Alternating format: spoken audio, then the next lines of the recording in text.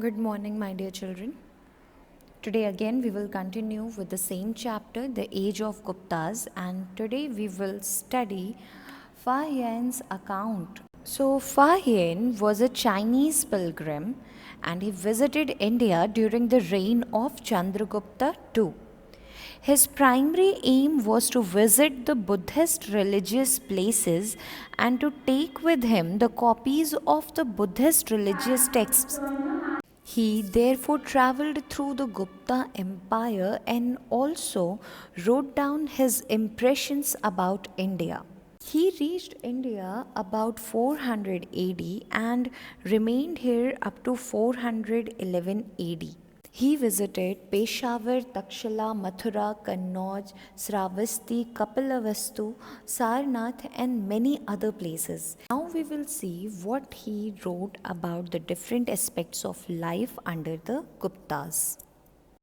According to Fa Hien, the king was the head of the administration and they took grand titles to assert their supremacy. Like I told you, like Maharaja Dhiraja title was given to Chandragupta I. So this way they took grand titles to assert their supremacy. And empire was divided into many provinces and or bhuktis, you can say. Each was headed by a prince, and these princes were assisted by Kumara Matyas. Kumara Matyas were a group of officials. And then these bhuktis or provinces were further divided into districts or vishayas. Provinces were divided into district or vishayas, and it was placed under Vishayapati. So provinces were headed by prince, and these princes were assisted by Kumaramatyas. Then these provinces were further divided into districts or Vishayas, and they were headed by Vishayapati. The smallest administration unit was the village, and who looked after it? The headman. And he was held by village elders.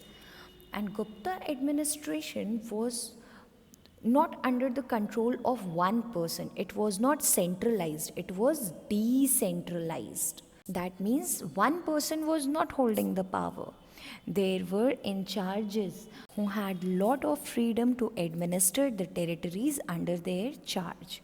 Strong rulers kept the check on these officials whether they are doing their work properly or not.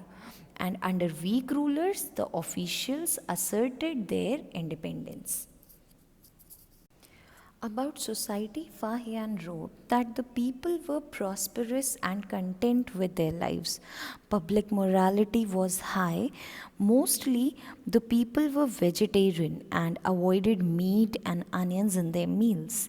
They did not use alcohol and other intoxicants.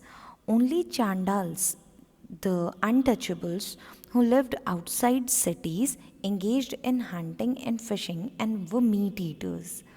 The rich people lived with each other in practice of benevolence and righteousness. They established houses for dispensing charity and medicine and gave large donations to temples, monasteries, sanghas, etc. All this suggests that the people were prosperous, happily, liberal, and simple in morals. The caste system had become extremely rigid during this period. Besides the four main castes, that is Brahman, Kshatriya, Vaishyas, and Shudras, there were also many subcastes. They were untouchables, like I told you, Chandals who ate meat and were engaged in fishing and hunting. They were treated badly. They were considered so impure that high caste people did not even look at them. The untouchables lived outside the town, and when they approached a city or marketplace, they had to strike a piece of wood so that people could avoid coming in contact with them. And the position of women also declined in this period. They were considered inferior to men and they received no education, were married off early, and were discouraged from attending social functions. Education during this time was extremely important. It was given utmost importance. Holy places and capitals of kingdoms were the common centers of learning. Among the capitals, Patliputra, Vallabhi, Ujjain, and Padmavati were famous centers of learning, while Ayodhya, Mathura, Nasik, and Kanchi were famous centers of education. As I told you, women were not allowed to receive any sort of education, and sons of Brahmins, Kshatriyas, and Vaishyas were allowed to receive education. Apart from Buddhism and Hinduism, grammar, logic, and medicine were also taught. The most practiced religion was Hinduism during this time, and the rulers were worshippers of Vishnu. As I told you, the rulers and the rich people, they donated a good amount for construction of temples. They performed religious sacrifices.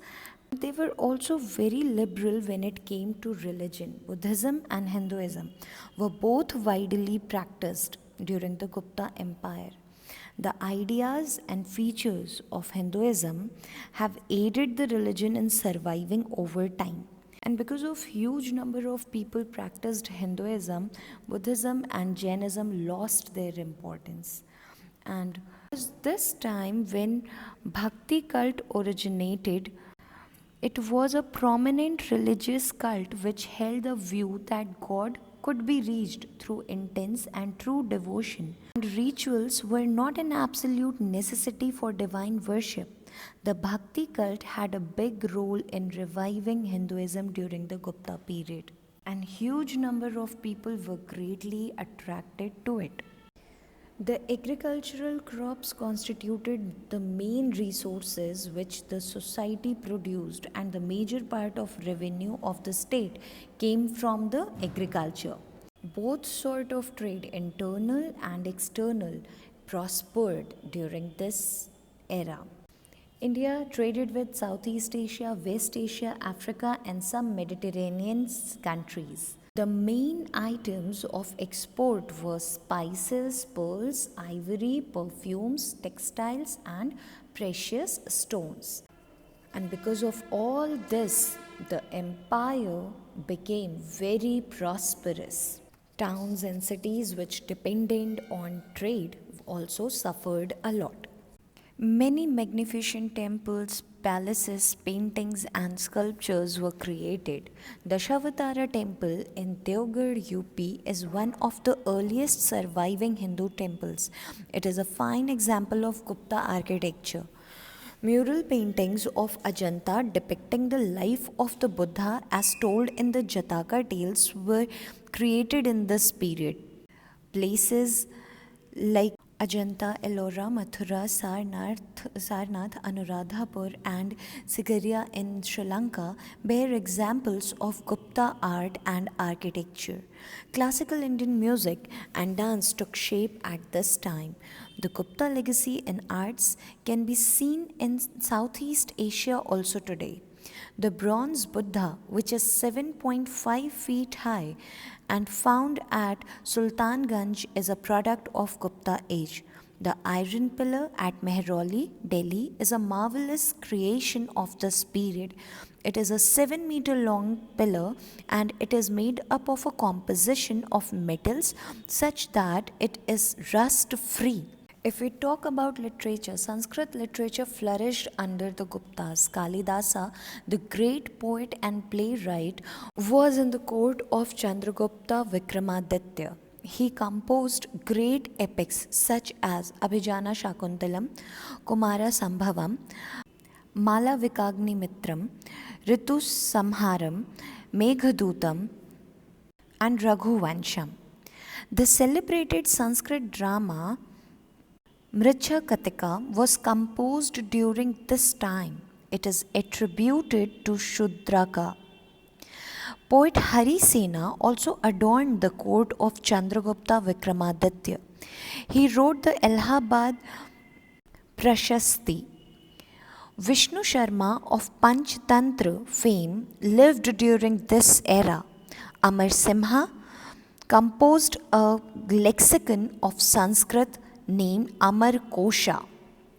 Vishakadatta composed Mudra Rakshasa, and other grammarians who contributed to the Sanskrit language include Vararuchi and Bharati Hari.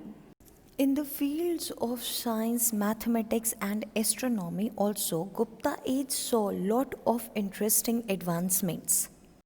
Aryabhatta, the great Indian mathematician and astronomer, wrote Surya Siddhanta and Aryabhatyam. Aryabhatta is believed to have conceptualized zero. He also gave the value of pi. He postulated that the earth is not flat and it rotated around its own axis, and also that it revolved around the sun. He also gave the distance between earth and sun, which is remarkably close to the actual value. He wrote on geometry, astronomy, mathematics, and trigonometry. The Indian number system, with a base of 10, which is present numeral system, evolved from scholars of this era. Varahamihira wrote Brihat Samhita. He was an astronomer and an astrologer.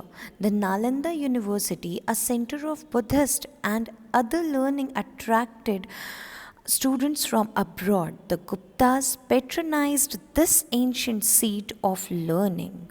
If we talk about science and technology of metals, I have already told you the iron pillar at Mehrauli in Delhi is a proof that the science of metallurgy was highly advanced. It was built in 4th century CE. It has remained exposed to sun and rain for more than 16 centuries and has not rusted. Not only this, but also Gupta gold coins were beautifully designed. The Charaka Samhita and the Susruta Samhita were significant works of medicine. There were hospitals established during the Gupta period where sick were properly taken care of. During the Gupta dynasty period, there was the usage of mercury and iron in medicine. The use of these materials indicates the fact that the people belonging to the Gupta era had the knowledge of chemistry and they even practiced it. A lot of development took place in the field of medicine. This is shown by the fact that doctors during that time were aware of operations and also knew how to conduct one in case it is required. It is also believed that the Gupta people had the knowledge of vaccinations. Aswasastra is a book that deals with various animal diseases. It lists the symptoms and treatments in great detail. Since this era saw major development in each and every field, no wonder historians refer to this age as the Gupta Golden Age. Then how did it decline? The Huna people, also known as Huns, invaded Gupta territory and caused significant damage to the empire. The Gupta Empire ended in 550 CE when it disintegrated into regional kingdoms after a series of weak rulers and invasions from the east, west, and north. Children, here we complete this chapter, and if there is any confusion, please ask. Thank you.